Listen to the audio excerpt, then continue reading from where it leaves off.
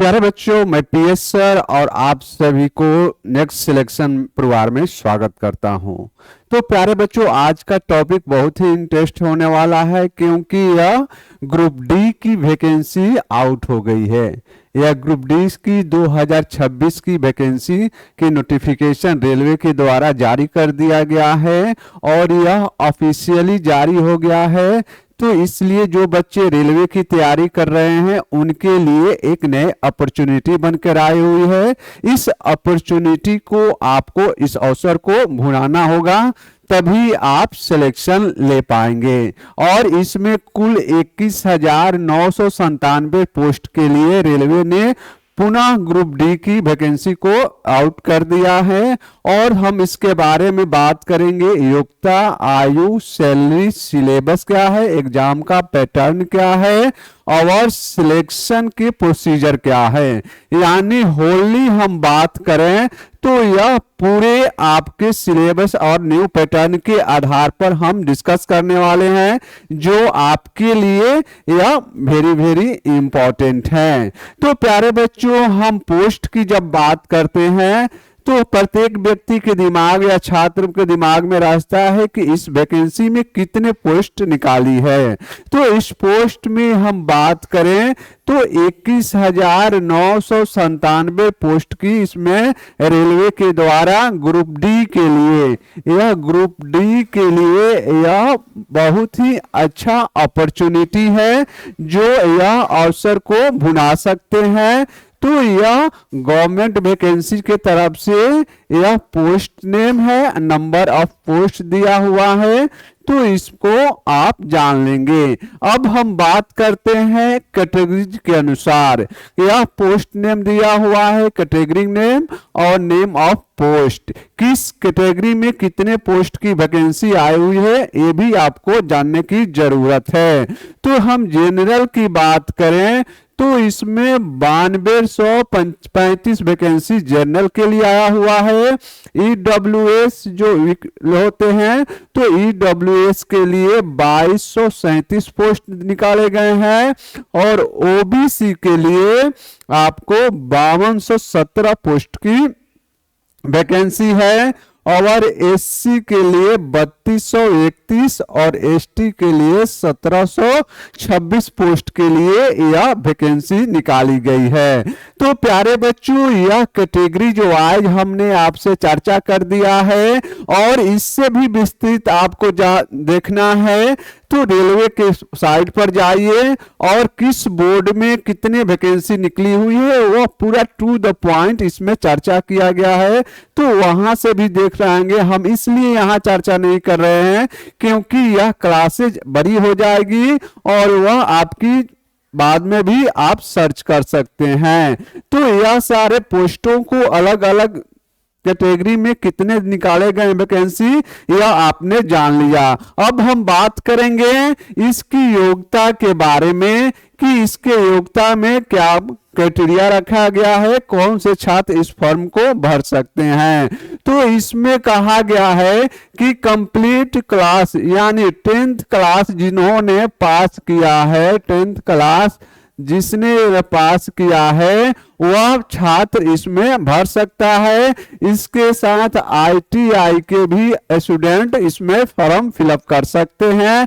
तो यह महत्वपूर्ण कैटेगरी है जो आपके एग्जाम के दृष्टि से वेरी वेरी इंपॉर्टेंट है क्योंकि क्राइटेरिया एलिजिबिलिटी ही मोस्ट इंपॉर्टेंट है हमारी जो फर्स्ट कैटेगरी में आता है कि आपको कौन सी योग्यता के आधार पर किस फॉर्म को फिलअप करना है। तो आप यह जान गए हैं कि हमारी योग्यता कितनी होगी तभी इस फॉर्म को भर सकते हैं।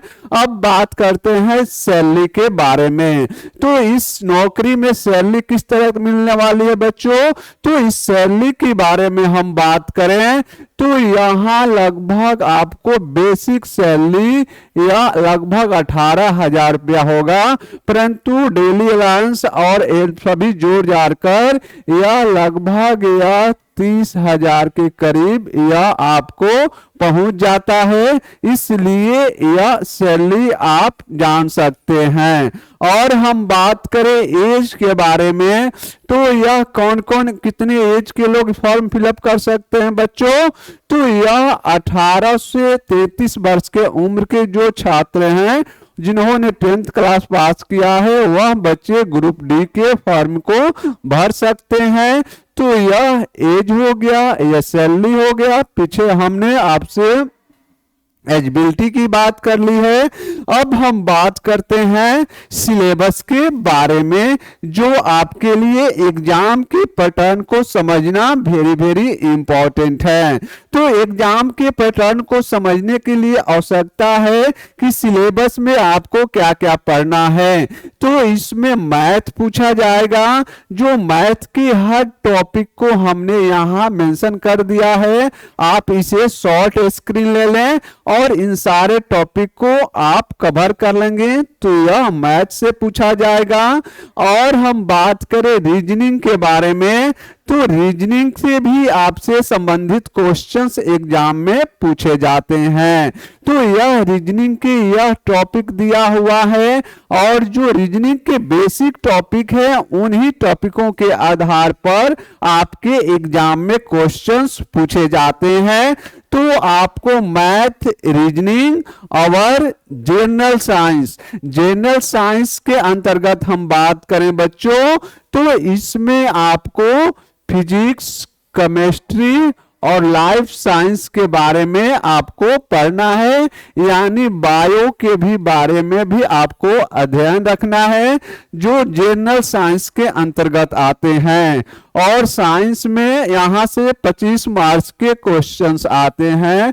25 मार्क्स के साइंस में आपसे क्वेश्चन पूछे जाते हैं। तो यह वेरी वेरी इंपॉर्टेंट टॉपिक है। और जनरल अवेयरनेस और करंट अफेयर्स से भी आपके एग्जाम में क्वेश्चंस पूछे जाते हैं। तो यह 4 सब्जेक्ट आपके एग्जाम में पूछे जाएंगे, और इन चारों सब्जेक्टों को जो बच्चे क्वालिफाई करेंगे उन्हीं बच्चों का इसमें सिलेक्शन किया जाएगा। तो यह सिलेबस आपको मैंने शॉर्ट में बता दिया है, क्योंकि यह वीडियो लंबा होगा। तो यह सिलेबस आप अध्ययन कर लेंगे जो आपके एग्जाम में दिया गया है। अब हम बात करें तो इसके सिलेक्शन की प्रक्रिया के बारे में हम बात करें बच्चों, तो यहां ध्यान रखना होगा कि इस सिलेक्शन में आपको मैथ, रीजनिंग, साइंस और जीके, जीएस और करंट, इसको अध्ययन सही से करना होगा। और इसके साथ आपको सिलेबस प्लस पीआई को प्रीवियस ईयर क्वेश्चन पर सबसे अधिक ध्यान देकर आपको यह तैयारी करने होंगे। और जो पैटर्न आपको प्रीवियस ईयर में पूछा गया है उसी पैटर्न के आधार पर आपके एग्जाम में क्वेश्चन पूछे जाते हैं। तो इसलिए आप इसे तैयारी कर लेंगे। हम इस पर एक अलग से वीडियो बना देंगे कि आपको ग्रुप डी की तैयारी कैसे करेंगे, तो वहां पर आप जाकर देख लीजिएगा। तो प्यारे बच्चों, हम बात कर रहे थे है इस वैकेंसी के बारे में, तो सारे प्रोसीजर और क्राइटेरिया हमने आपसे डिस्कस कर लिया है, जो एग्जाम की दृष्टि से वेरी वेरी इंपॉर्टेंट है। अगर यह मेरा सेशन आप सभी को अच्छा लगे तो प्लीज हमारे चैनल को लाइक करिए, सब्सक्राइब करिए और अपने दोस्तों के बीच इसे अधिक से अधिक शेयर करिए। तब तक मिलते हैं नेक्स्ट सेशन में। खुश रहिए, मस्त रहिए और पढ़ते रहिए।